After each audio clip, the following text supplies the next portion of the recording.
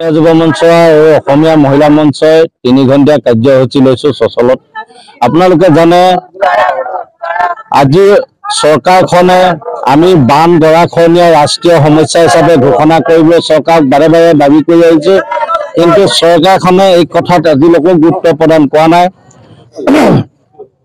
আৰু অত্যাৱশ্যক সামগ্ৰীৰ মূল্য বৃদ্ধি আপোনালোকে দেখিছে, আজি 1 কেজি শাক পাচলি বজাৰত কিনিব নোৱাৰে 100 টকা ওপৰত হয়।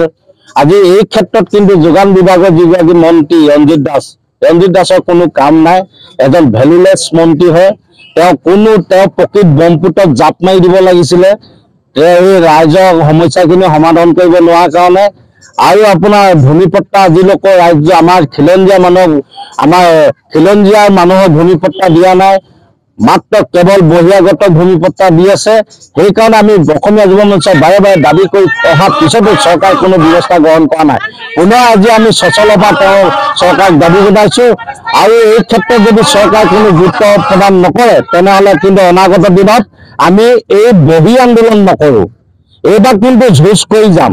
এইবাৰ সমানে যুঁজ কৰিম চৰকাৰৰ লগত। কোনোবাই আমাক বাধা দিব, সেই বাধা নেওচি হলেও আমি কিন্তু যুঁজ কৰিম। এইবাৰ আমি বহি নকৰো, এইবাৰ চৰকাৰক আমি সকীয়াই দিছো অনাগত দিনত আমি বহি আন্দোলন নকৰো, কিন্তু এইবাৰ আমি যুঁজি যাম।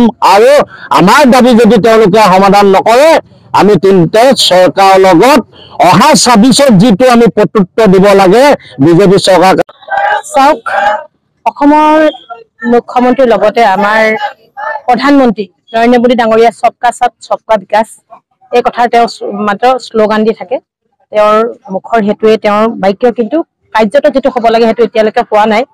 খুব পৰিতাপৰ বিষয় যে 2011 চনৰ লোকপিয়ল মতে যে আমাৰ অসমত দৰিদ্ৰতাৰ হাৰ আছিলে 31.99%। এতিয়া গৈ আমাৰ লোকপিয়ল মতে আপোনাৰ তাৰ দুগুণ বৃদ্ধি হৈছে 65%। গতিকে সবকা সাথ সবকা বিকাশ দৰিদ্ৰতাৰ হাৰ এতিয়া 65%। খুব এটা মানে উদ্বেগজনক বিষয়। গতিকে আমি প্ৰথমতে আমাৰ মূল্য বৃদ্ধি ৰোধ কৰিব লাগিব, লগতে যিটো আমাৰ ৰাষ্ট্ৰীয় সমস্যা হিচাপে বান গৰাখহনীয়াক তেওঁলোকে দিব লাগিব। এটা ৰাষ্ট্ৰীয় সমস্যা হিচাপে বান গৰাখহনীয়াক ঘোষণা কৰিব লাগিব। গতিকে আমি সচলৰ পৰা আমাৰ অসমৰ মুখ্যমন্ত্ৰী তথা প্ৰধানমন্ত্ৰীক আমি সকীয়াই দিব বিচাৰিছো। জনসাধাৰণৰ দুখ দুৰ্দশা আপোনালোকে বুজিবলৈ চেষ্টা কৰক আৰু আপোনালোকৰ বিভাগীয় মন্ত্ৰী আমাৰ ৰঞ্জিত দাস তেওঁৰ এই সাডেন ভিজিট দি মাত্ৰ তেওঁ এই আভুৱা ভবা বন্ধ কৰক, যাতে তেওঁলোকে হাতে কামে লাগি জনসাধাৰণৰ জীৱন প্ৰণালী যাতে সুন্দৰভাৱে চলাই যাব পাৰে তাত আপোনালোকে মনোনিৱেশ কৰক। নহলে জনতাই কিন্তু অহা 26 চনত আপোনাৰ এটা স্পষ্ট কথা যে আমি প্ৰতি বছৰে আমি আন্দোলন কৰি আছো যে অসমৰ বানপানী সমস্যা ৰাষ্ট্ৰীয় সমস্যা হিচাপে ঘোষণা কৰিলে। কিন্তু অতি ডাঙৰ কথা আপুনি চাব দেই, কি কৈছে অমিত শ্বাহে এটা কথা কৈছিলে যে বোলে অসমৰ বানপানী পুখুৰী 5টামান খান্দি দিলে সমস্যা নাইকিয়া হৈ যাব। কেনেকুৱা উপলংঘা মন্তব্য কৰিছে তেখেতে অমিত শ্বাহ ডাঙৰীয়াই, তেখেতক আমি ধিক্কাৰ জনাইছো।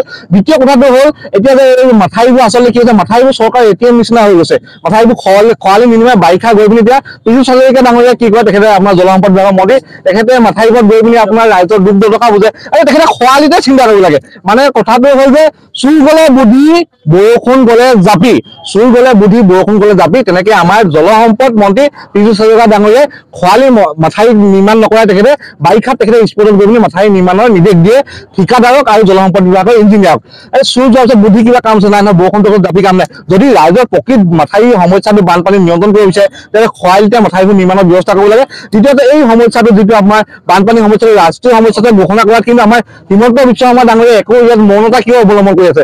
যদি আপুনি অসমৰ ৰাইজৰ উন্নতি চিন্তা কৰে, আজি সমগ্ৰ অসম বানপানী কবলত পৰিছে। অতি লাজৰ কথা যে গুৱাহাটী হেন জেগাত কিন্তু আপোনাৰ নলাত পৰি পিনিয়ে এটা ল'ৰা মৰি গৈছে, কৃত্ৰিম বানপানীত মৰি গৈছে। ইয়াতকে লাজৰ কথা আছেনে? অসম কিমান উন্নয়ন হৈছে, গুৱাহাটী স্মাৰ্ট চিটি, য'ত গুৱাহাটী অসমৰ মূল ৰাজধানী, তাতে নলাত পৰি কৃত্ৰিম বানপানীত এজন ছাত্ৰই মৃত্যুবৰণ কৰিছে। এয়া হৈছে আমাৰ বিজেপি চৰকাৰ উন্নয়ন, এয়া হিমন্ত বিশ্ব শৰ্মাৰ উন্নয়ন। এয়া আমাৰ দাবী যে বানপানী সমস্যা ৰাষ্ট্ৰীয় সমস্যা বুলি ঘোষণা কৰক। 2 নম্বৰ কথাটো হৈছে আমাৰ যিসকল খিলঞ্জীয়া আমাৰ ভূমিপুত্ৰসকল আছে, আজি বহু বছৰৰ পৰা তেওঁলোকে বাস কৰি আছে, তেওঁলোকক আপোনাৰ ভূমিপট্টা দিয়াৰ ব্যৱস্থা কৰিবলৈ আমি দাবী জনাইছো।